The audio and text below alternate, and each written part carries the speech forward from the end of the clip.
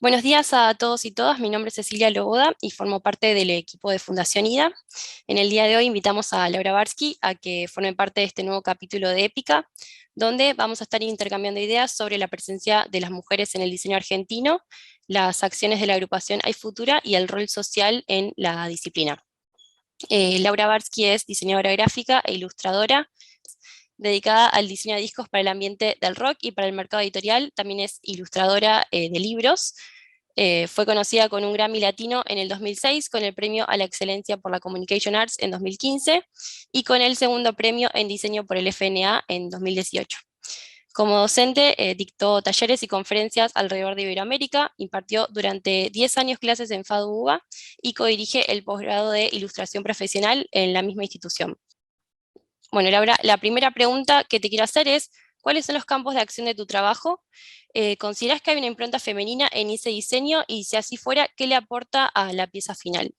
Hola, ¿qué tal? Bueno, primero, gracias por la invitación. Bueno, mi trabajo se desarrolla como en varios ámbitos. Por un lado, en lo que es el diseño, que es siempre relacionado al ámbito de la cultura. Entonces trabajo, por ejemplo, realizando identidad visual para festivales, bienales o ahora para la Universidad de Buenos Aires. En lo que hace al mercado editorial, trabajo con la literatura infantil y juvenil, pero también diseño algunos libros, me interesa como el diseño más bien de libros únicos, no tanto lo que es diseño de colecciones, sino en objetos particulares. Y también dentro de lo que es diseño, el diseño para la música, con todos los devenires que eso ha tenido en este último tiempo, con todos los cambios. Después trabajo también como ilustradora, me he desarrollado dentro de esa disciplina, también haciendo de todo un poco, ilustración aplicada a productos, pero también libros y bueno, como diversos soportes que me parecen interesantes. Y por último, todo lo que tiene que ver con, como vos decías, con el aspecto educativo.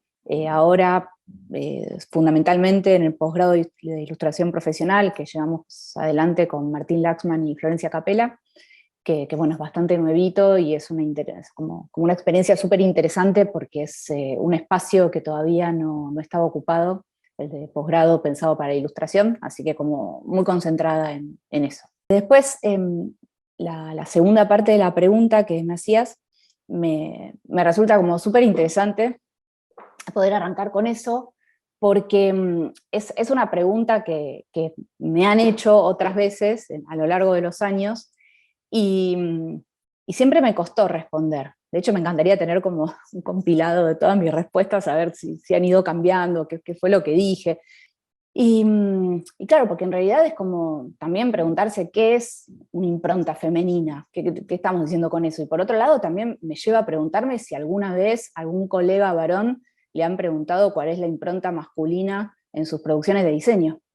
Y de hecho me lleva también a pensar en un trabajo que hice hace varios años para Amazónica, que es una empresa argentina que hace cerámicas ilustradas. Hice una colección de vajilla, cuyo tema era la mujer. Y me costó bastante también, ¿no? Pensar por dónde construir el concepto en relación a eso. Y justamente me empecé a preguntar estas cosas, ¿no? ¿Qué es lo femenino? ¿Qué es lo masculino? ¿Qué se supone que debo ser porque estoy del lado de lo que es una mujer? ¿Y qué se supone que no debería ser? ¿Qué debería retratar? ¿Cómo me identifico con eso? Entonces, lo que hice fue empezar a buscar cuáles eran los atributos que naturalmente se le adjudica no a lo femenino, sino a lo masculino, ¿no? Entonces, empecé a encontrar, esto te digo, no fue tanto tiempo, pero en estos últimos años hubo como muchos cambios. Y en ese momento era como todas cosas relacionadas con la fuerza, ¿no? Como fuerte, poderoso, racional, no me acuerdo, un montón de adjetivos que lo que hice fue atribuírmelos a mí, atribuírselos a la figura femenina. Y empecé a trabajar en relación a eso, ¿no? Y me parece que ahí todo se vuelve como mucho más interesante, cuando sacamos esta idea tan binaria de las cuestiones y las fronteras se empiezan a desdibujar y todo se empieza a enriquecer. Y lo que sí me parece interesante pensar es, bueno, en todo caso, tal vez no es una impronta femenina, pero tal vez sí lo relaciono más como una impronta feminista, el hecho de no focalizar tanto en el producto final, sino en el proceso de ese producto. Entonces ahí sí creo que hay como un hilo conductor a lo largo de mis proyectos, ¿no? No tanto en a dónde llego, sobre todo diseñando, sino de qué manera lo construyo, cómo incorporo a la otra persona, que siempre hay otra persona, o a las otras personas, cuando hago dirección de laburos, cómo hago esa dirección, cómo armo un equipo de trabajo, cómo organizo el ida y vuelta, cómo intento darle siempre lugar a las demás personas, ¿no? Como borrar un poco esta idea tan verticalista de lo que es una dirección, poder trabajar de una forma más en red y no tan vertical. La otra pregunta que te quería hacer es, ¿qué personas, agrupaciones o situaciones se encargaron de visibilizar a las mujeres en la disciplina del diseño? Y si podrías hablarnos de algún referente histórico que hayas tenido a lo largo de tu carrera, ¿sí? Alguna figura que te haya marcado a lo largo de tu carrera. Bien, la verdad, no soy especialista en lo que es investigación. Conozco proyectos como los de Carolina Musi, como de Silvia Fernández, que han trabajado mucho en visibilizar a las trabajadoras del diseño que estaban básicamente ignoradas. O sea, conocíamos tal vez sus productos o sus proyectos, pero no quienes habían trabajado atrás, o conocíamos solamente una parte y no conocíamos a la otra. Pero no soy especialista en el tema, ¿no? Pero hay pocas personas trabajando en eso. A mí personalmente me resultaría también como, me va a parecer como muy interesante cuando la tarea de visibilizar pueda darse por concluida y esté simplemente incorporado. Porque cuando vos me preguntás también qué referentes tuve durante mi formación y durante no sé, los primeros años de trabajo, incluso ahora, mujeres del diseño argentino, la verdad es que no tengo. No tengo. Pero justamente la otra vez lo hablábamos con Silvia Fernández en relación a un proyecto de investigación que ella hizo, que es muy difícil esa tarea, porque además, algo que nos sucede a las mujeres en este contexto, es que tendemos a creer que lo que hacemos no es tan importante, ¿no? Como que no merece ser visibilizado, nos da mucha vergüenza, nos da como mucho pudor. Entonces, es muy difícil a mujeres de otras generaciones también, no sé, que se la crean un poco, ¿no? Que puedan decir, no, bueno, pero lo que yo hice merece ser contado, por ejemplo, ¿no? Entonces, aunque esté este trabajo de investigadoras en este momento, les es incluso muy difícil llegar a eso, ¿no? Estoy generalizando, obviamente que cada persona es distinta a la otra, pero estoy generalizando una situación en relación a algo que le escuchaba decir a Silvia. Cuando yo estudiaba, no solo no tenía referentes mujeres, la verdad es que no había referencia nacional, estoy hablando de hace 25 años atrás, ¿no? Teníamos la materia historia de la comunicación visual, y por lo menos en el momento que cursé yo y donde cursé, había una clase que hablaba del diseño local y estaba construida en relación a anécdotas personales, que era una manera de contarlo, pero era una manera bastante escasa, ¿no? Entonces, esta cosa tan eurocentrista que tenemos y la formación de diseño que viene de la arquitectura es tremenda, nos deja fuera de nuestra propia historia. Entonces todo el tiempo estamos mirando cosas de afuera, ¿no? Y creyendo que si somos buenos es porque emulamos lo que sucede afuera, porque somos buenos si se creen que no se hizo acá, ¿no? Eso es como muy, ay, parece hecho en Londres. Mis referencias locales, la verdad, siendo muy honesta, han sido como más de pares. Cuando estudiaba eran mis compañeras y compañeras de estudio, cuando daba clases eran mis compañeras y compañeros docentes, más adelante mis amistades que se dedicaban al diseño, con quienes podía también tener conversaciones. Hoy en día mis compañeras de Futura son una referencia enorme, y la verdad que son las referencias más interesantes. Entonces a mí me interesa hablar de diseño, más que ver diseño, ¿no? Entonces, lo que me pasó, pero desde que estudiaba, es que cuando me siento a trabajar, yo siento un poco por detrás las voces, ¿no? Esas voces, esas discusiones que se dieron en la facultad corrigiendo un trabajo, o que se dieron en una charla, y esas voces de mis pares son mis referencias reales, ¿no? Como las que me doy cuenta que me transforman. ¿Qué prácticas deberían promoverse para enfocar el diseño como una verdadera herramienta social? Y si hay otros derechos pendientes en la práctica del diseño hasta el día de hoy. Bien, ahí también me aparece como una repregunta convertida en afirmación, digamos, pero partiría como de la premisa de que todo diseño es social. O sea, yo no creo que haya un diseño, no me acuerdo cómo dijiste, la práctica social o el diseño social. Em, Todo diseño es social. O sea, el diseño es una herramienta que surge de necesidades sociales y que interviene en una sociedad. Creo que aquellas personas que trabajan con el diseño, que no lo ven de esta manera, claramente, o que creen que su trabajo está por fuera de esta esfera social, creo que de alguna manera se está haciendo como la distraída, ¿no? Como que le está esquivando el bulto, como se dice, ¿no? Y creo que sí ahí hay un problema dentro de la disciplina que tiene que ver con la ética del hacer. Entonces creo que hay un montón de preguntas que deberíamos hacernos al momento de diseñar, que tiene que ver con, por ejemplo, la primera gran pregunta: ¿para qué estamos diseñando esto? No el objetivo del proyecto, ¿no? Sino ¿para qué? O sea, yo voy a crear algo que en este momento no está. Voy a contribuir a crear algo nuevo que de acá a un tiempo va a generar efectos. ¿Para qué lo estoy haciendo? ¿No? Creo que esa es una primera pregunta que ubica el diseño socialmente y políticamente también, porque, como te decía, el diseño genera efectos y generar efectos es actuar políticamente. Entonces creo que como que tenemos que dejar de hacernos distraídos, ¿no?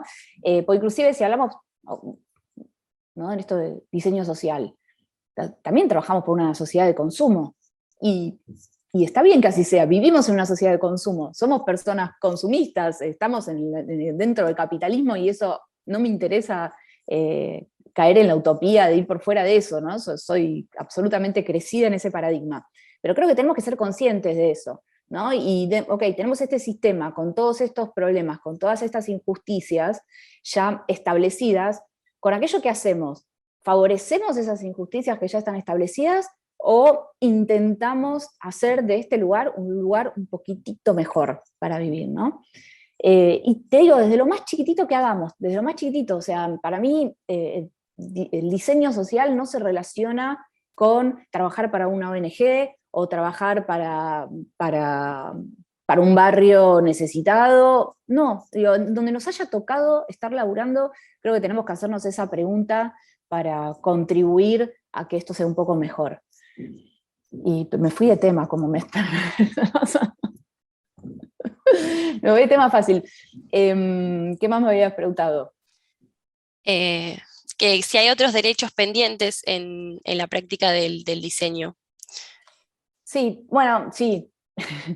Digo, volviendo a lo que es la práctica del diseño, ¿no? Esta idea de hacernos cargo que es una disciplina que es constructora de sentidos y que también vehiculiza las cuestiones que son culturales. Entonces, digo, primero eso. Ahora, cuando hablamos del diseño en sí, de la práctica del diseño, creo que hay pocos sujetos más precarizados que las y los diseñadores. O sea, también ese es otro gran problema que tenemos.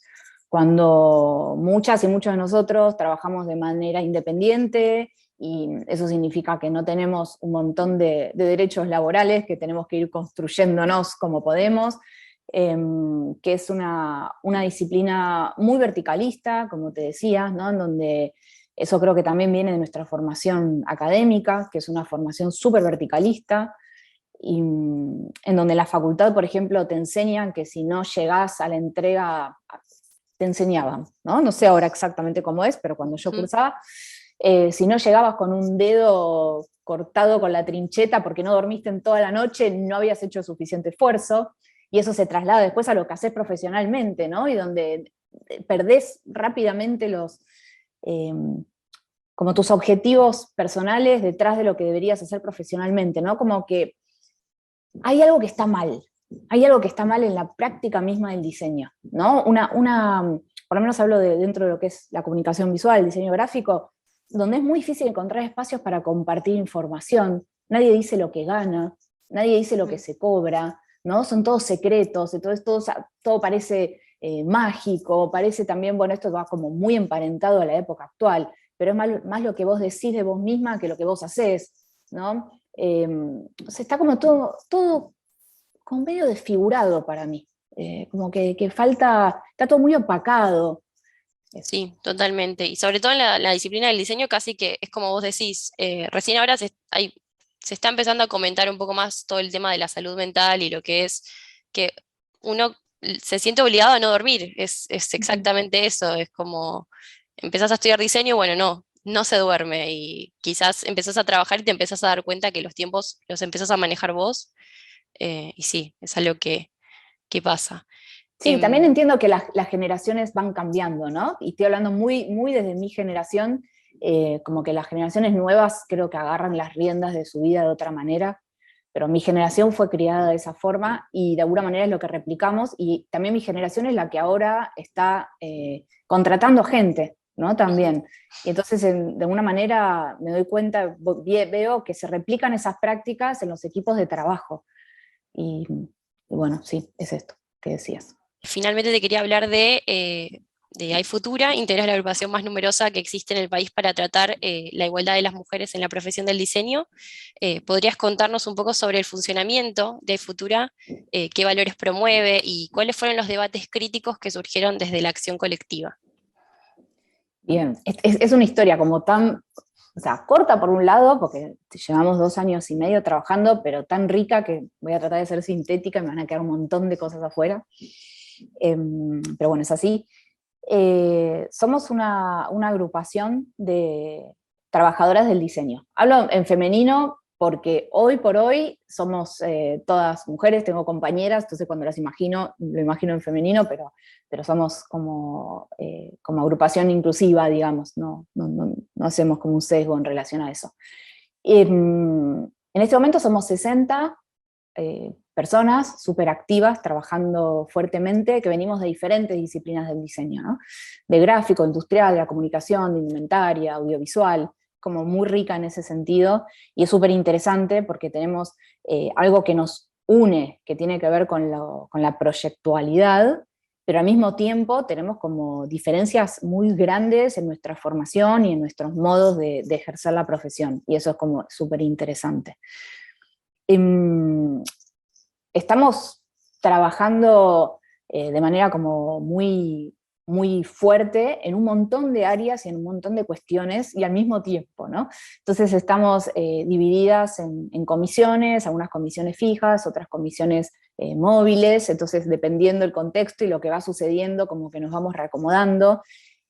Por eso decimos que también estamos en construcción constante, haciéndonos muchas preguntas, también acerca de nuestra propia organización, en el modo de cómo nos organizamos, ¿no? Como que de alguna manera somos para nosotras un proyecto de diseño, ¿no? Como que el trabajo conjunto empieza a ser un proyecto en sí mismo. Y también intentamos tener un espacio en donde, y eso se ha dado naturalmente y ahora con ciencia lo cuidamos mucho, un espacio en donde construimos una voz colectiva. Y construir una voz colectiva no significa homogeneizar los discursos, sino todo lo contrario, como darle espacio a cada una de las individualidades y a lo que trae, y del entramado de esas individualidades empezar a crear una puesta en común que sea como superadora a todo lo que traemos. Superadora por lo rica, ¿no? No porque tenga una verdad más importante, pero por lo compleja también, porque es imposible tener un consenso pleno, pero trabajamos mucho en la construcción de consensos. Y, y en ese sentido, también como los proyectos en los que con los que nos involucramos y todo, dejamos que sean como movidos por lo que no tenemos ganas de hacer. Y no un poco lo que hablábamos antes, no por lo que, porque obviamente hay algo que tenemos en común, además del diseño, que es una mirada feminista, pero no nos interesa esta cosa del deber ser feminista. Ay, porque me digo feminista, tengo que hacer esto y tengo que decir esto otro, y la agenda está marcando esto, tengo que salir a decir algo. Tratamos como, bueno, tranquilas, bueno, ¿ahora qué podemos? ¿Ahora qué queremos? ¿No? Como pensemos, el mundo te lleva, ¿viste? En este momento te lleva, las redes te llevan puesta, estás como obligada a decir algo sobre todo, y a veces no lo querés pensar, no lo sabés, te das cuenta que un día pensás una cosa y el día siguiente pensás otra, y es como difícil, estamos en contradicción constante. Entonces, tratamos como de darnos lugar para esas cosas, para dudar. ¿Y qué temas nos atraviesan? Todo lo que estamos hablando de que nos juntamos son como esas voces que te digo que están acá atrás, tiqui, tiqui, tiqui. Es eso, porque partimos tal vez, muchas veces, de algo que le pasó a alguien, ¿no? Alguna. Pero eso automáticamente, esta idea de lo personal es político, ¿no? Automáticamente se convierte en una cuestión política y colectiva. Deja de ser un hecho personal, ¿no? Como que se transforma en otra cosa. Y nos estamos preguntando mucho acerca de esto, de las prácticas del diseño, de cómo ejercemos el diseño, qué palabras usamos, ¿no? También, y qué sentido le damos a esas palabras, si son las palabras correctas, si tenemos que incorporar palabras nuevas, pensar modos nuevos, qué estereotipos estamos constantemente replicando, cómo desarmamos esos estereotipos, qué consecuencias tiene lo que hacemos, todo lo que venimos charlando, no, a mí no me surgen de la nada, sino que son conversaciones cruzadas que tenemos con nuestras compañeras y que me aparecen todo el tiempo, ¿no? En el hacer y en el pensar. Pero tenemos esta cosa de la reflexión a la acción, ¿no? Al ser todas personas que estamos en el campo de la proyectualidad, todos estos debates siempre se transforman en algo. A veces es un algo que queda hacia adentro de la colectiva, y a veces es un algo que transmitimos hacia el afuera. Y de hecho en este momento estamos trabajando hace un año en un proyecto que esperamos poder compartir hacia el afuera, pero hace un año que lo estamos trabajando hacia adentro, ¿no? Pero bueno, es nuestra intención también en poder ir abriendo estos debates para enriquecerlos con el ecosistema del diseño, digamos. Seguro me olvidé un millón de cosas, pido perdón a mis No. compañeras, pero, pero bueno, también estoy hablando desde mi experiencia en iFutura, no estoy hablando en nombre de iFutura, ¿no? Porque también somos como muy respetuosas de eso, que iFutura es una voz colectiva, bueno, yo ahora estoy hablando como de mi experiencia con la colectiva. Bien, y dentro de las diseñadoras que están dentro de iFutura, ¿de qué ramas son? O sea, ¿qué tanta es la variedad de diseñadoras que hay adentro de la agrupación? Mira, la verdad es que hay como una paridad bastante importante entre industriales y gráficas, pero también hay compañeras que son del campo de la comunicación y compañeras que son del campo de indumentaria y también algo de audiovisual, ¿no? Un poco esa es como la composición.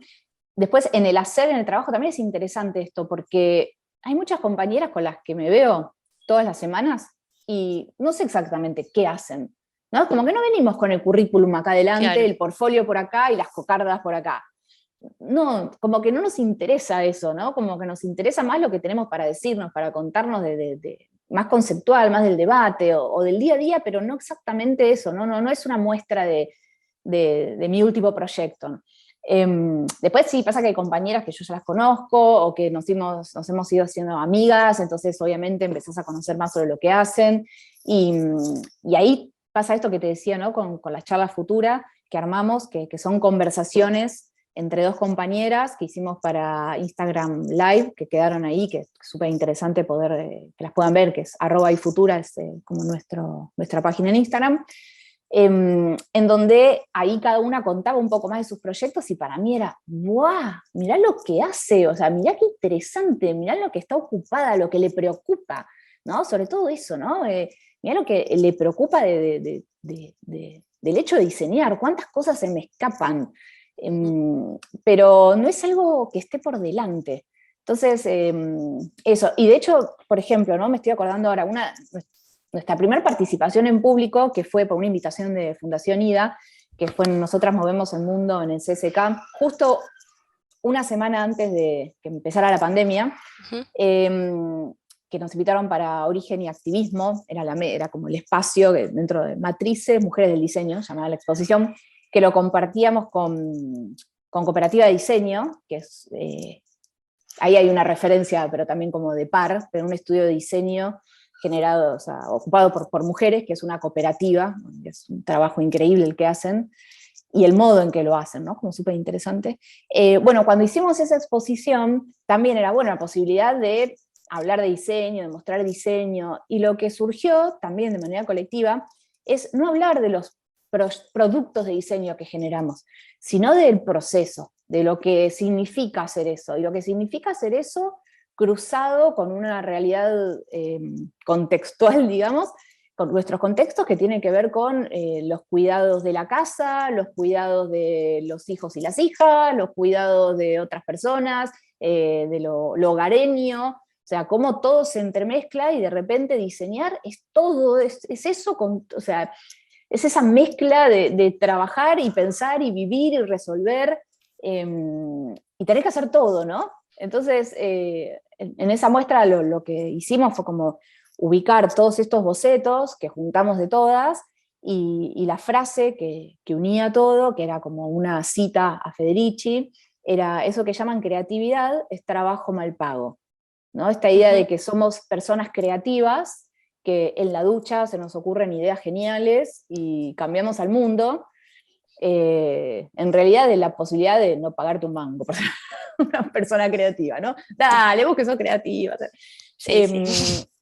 Y todas como que nos congeniamos en esa, fuimos en esa. Eso era lo que nos unía a todas. No si diseñábamos un disco, un libro, no, nos unía eso, el hecho de diseñar en este contexto y en esta sociedad. Así que es como súper rico, mezclado ¿Y y poderoso. sentís porque, digamos, que a partir de ahí Futura hubo un cambio en tu proceso de diseño o que se enriqueció, te sentís como más acompañada en cuanto a vos como diseñadora? ¿Cuál fue el cambio que te generó ahí Futura en vos, digamos? Me encantas. Pues sabes que recién me acordaba, viste, te conté que hice una colección de vajilla donde hablaba de la mujer paramazónica. Y hace muy poquito me tocó rediseñar varias de las piezas, porque hicimos un relanzamiento. Después que lo hice, de repente puse 2 tazas, creo que eran las tazas de té, una al lado de la otra, la de la edición anterior y la de esta edición. Y en la edición anterior era el dibujo de una mujer caminando en medio como de un campo con arbustos gigantes, como haciéndose paso a la fuerza, ¿no? Como abriéndose paso. Y en la edición nueva era toda como una hilera de mujeres enlazadas.